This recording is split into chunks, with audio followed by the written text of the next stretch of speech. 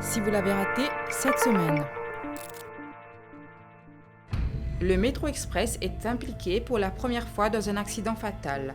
Le motocycliste Yannick Permal, 27 ans, a mortellement percuté un tram le dimanche 23 février. Selon des témoignages, la victime aurait brûlé des feux rouges. Une charge provisoire d'homicide involontaire a été retenue contre le train captain.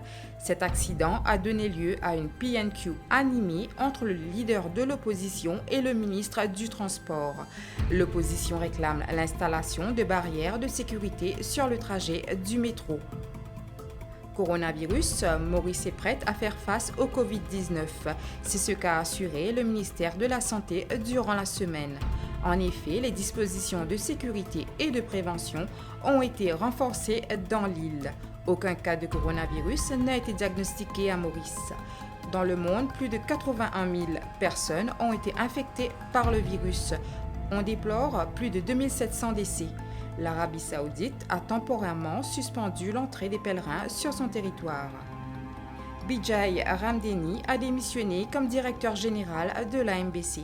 Contacté, le principal concerné devait indiquer avoir pris cette décision pour des raisons personnelles et non professionnelles. C'est la 5e fois en 5 ans qu'une personne abandonne ce poste à la télévision nationale. Richard Nokola s'est qualifié pour les Jeux Olympiques de Tokyo. Le boxeur mauricien est venu à bout de son adversaire congolais Fiston Mbaya dans la catégorie des moins de 63 kg. Richard Nokola est le premier mauricien à décrocher son ticket pour les JO de 2020. Élèves et All Boys du Collège du Saint-Esprit se sont rassemblés contre le transfert du recteur de cet établissement secondaire. La décision du CEDEC de muter Lindsay Thomas est critiquée à bien des égards. Un démissionnaire du Board of Governors a fait part d'une cabale systématique contre le recteur visant à le détruire.